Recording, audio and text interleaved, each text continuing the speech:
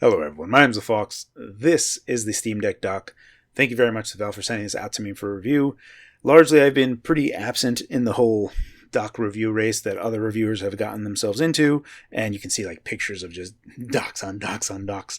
I have been using the original USB-C adapter that Valve has sent me during the preview period of the Steam Deck, and everything that you've seen captures from me from the Steam Deck, and all of my videos have been from this particular USB-C adapter. So this has been super versatile and worthwhile and reliable. So I guess it's kind of the functionality that that Steam Deck and Linux in general and Valve's open nature and being agnostic to any particular hardware vendor means that all the docks kind of work just fine, and all of the work that has gone into Steam in supporting a myriad of all the different Bluetooth controllers that are out there means that almost any dock that you get is going to be pretty good.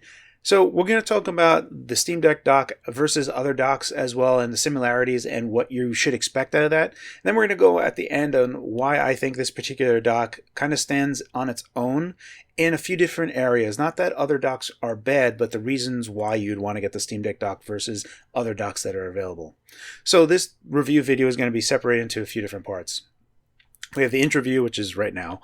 There is the unboxing going to come up, and that's pretty straightforward. Then we're going to be talking about the tech specs of the dock itself, which is also straightforward, but there are some caveats there as to what is going on with those tech specs, and some of the things aren't ready there yet, but they will be in the future, and we need to kind of touch base on a few of those things. And then I'm going to end off on why I think the Steam Deck dock is worthwhile by itself. So let's go ahead and get into the unboxing. All right, let's do a quick unboxing. What you get in your Deck Dock box. The box isn't terrible. I just wish that Valve would kind of embrace something that a little bit more like delight when you open up their boxes. This particular box is better than the Steam Deck box that it comes in, which is very much almost just like a shipping box that it comes in. Here is the dock itself, and then the most important bit that I particularly consider inside of the box that they include with the Deck dock is an additional power supply. So for the most part, a lot of the more expense that comes with the Deck dock is going to be from the included adapter as well, the included power adapter. So this is one thing that I want people to not forget when they try to compare prices against these docks, is that the Steam Deck dock does come with the power brick. And there is a lot of value in having an official charger. I mean, there are really good chargers as well, but those aren't inexpensive themselves. All right, let's start touching base on the tech specs of the dock itself. We have DisplayPort 1.4, HDMI 2.0, we have USB-C in. Now this is where the included charger will be plugging in. We have 1 gigabit Ethernet, and then 3 USB-A 3.1 Gen 1 ports. That's pretty much the dock itself. Now, some of the things that we have to touch base on. Valve is still working on VRR support. So now GameScope is its main compositor window, and GameScope still is getting better VRR support. Now, there's a few things that we have to talk about with regard to how that works on the outputs here. DisplayPort 1.4 is pretty much going to be your best bet on doing VRR out. If you wanted to use HDMI 2.0, there are some use cases where VRR does work via HDMI 2.0, but not every monitor and every TV supports VRR out of HDMI 2.0. So just kind of bear that in mind, that not every HDMI 2.0 will support VRR. If you want VRR when that support becomes available, your best bet is going to be using DisplayPort 1.4. The other thing to note here is that this is a video that I did a long time ago before anyone even had a Steam Deck, was that I covered that VRR is technically not possible on the Steam Deck itself. It is a MIPI-based panel. The display tech of the panel itself inherently does not support VRR. The other thing that we have to talk about, and one of the things that people might be getting a little confused of here, is that you can statically set the refresh rate on the Steam Deck dock.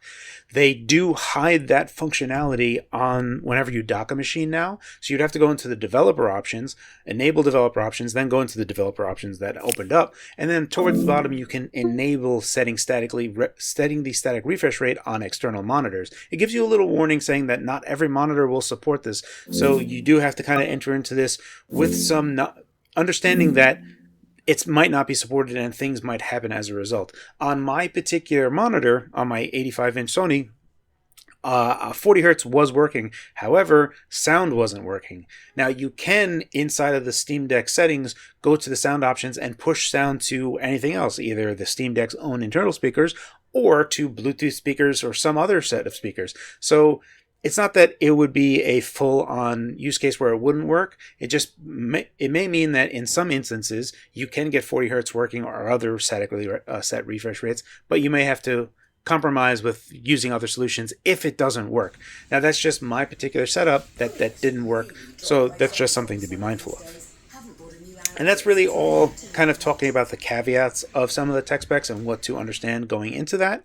Let's start talking about the similarities of other docks versus the Steam Deck dock. Now, the Steam Deck dock does have 2 display outs. Now, not every dock supports that. Typically, most USB-C adapters only have 1 out, and typically that is HDMI and not DisplayPort. The Steam Deck dock allows both types of adapters being output. Newer Steam Deck docks do have this, but the price does bump up. So one of the benefits of having multiple monitors out, and it does support multi-stream transport. So what this means is that technically you can have 3 monitors running at any given time. You could have the internal screen of the Steam Deck enabled. You can have an HDMI display enabled, and you can have a DisplayPort screen enabled. Now I had a 4K 60 Hz monitor and a 1440p 60 Hz monitor, and I had the Steam Deck dock all at the same time. Now, while this arrangement of monitors is nuts and crazy, it's more just to serve a purpose that it's totally possible. And you could have a more traditional setup with having dual monitors and potentially a Steam Deck kind of hiding underneath them, and then having a worthwhile multi-monitor setup, and then inside of the monitor configuration tool, much like it is in Windows, you can kind of just move those windows around to display them so that when you are mousing around, they all work correctly. And that's more of a Linux thing than it is a Steam Deck thing, but it just goes to show you that you have that functionality. But kind of rolling back into the similarities of other docks, for the most part, all docks are going to be quite similar to how the Steam Deck dock operates. So if you don't need dual displays, then by and large you're going to be mostly fine. All of the things that Valve does that has been pushed into getting robust support from Bluetooth controllers working on Steam itself carries forward to all docks, and that's really just a inherent Steam feature rather than any particular dock feature. So there are, again, all of these benefits that Valve has been doing for Steam or the Steam Deck that kind of have to, by default, carry on to other docks, and Valve doesn't prohibit that, so you still get all of those benefits. What I'm saying here is if you already have a dock and you don't really need multi-monitor support and the dock that you got already works well, I don't know how I would recommend the Steam Deck dock to you.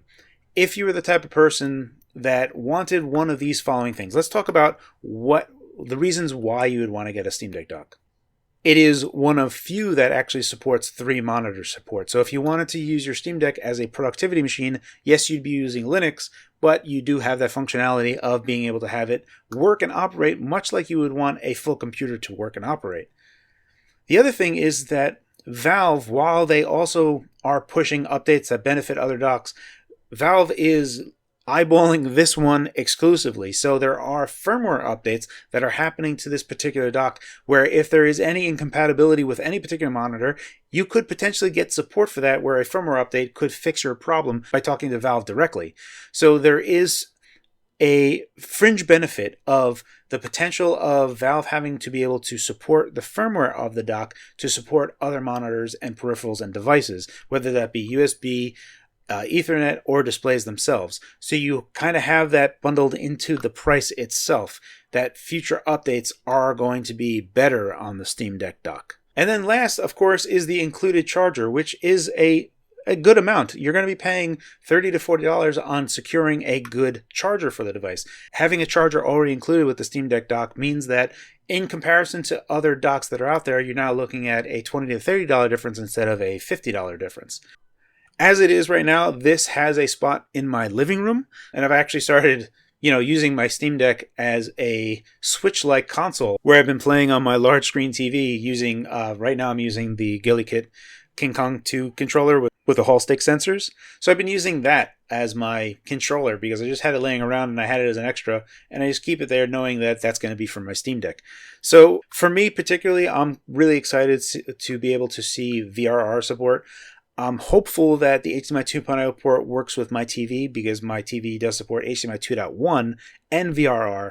I don't know if it'll work, but hopefully it could potentially work. So that is one thing that I'm hoping is going to work. If it doesn't, no big deal. Right now, I don't anticipate it working. So that's pretty much the end of this review. The Steam Deck dock is the most expensive dock currently at the moment. However, you will get 3 monitor support and future support through Steam Deck Valve firmware updates to this device. If in case there's any USB or display that has a problem, talking to Valve may mean that they test it out and fix it themselves, meaning that in the future you need this one dock and have the insurance that this is going to support a lot of devices coming forward. And then lastly, the included charger means that this device isn't as expensive as the other devices because of that included charger. That is pretty much it. The Steam Deck dock does have its place. Right now, it's in my living room.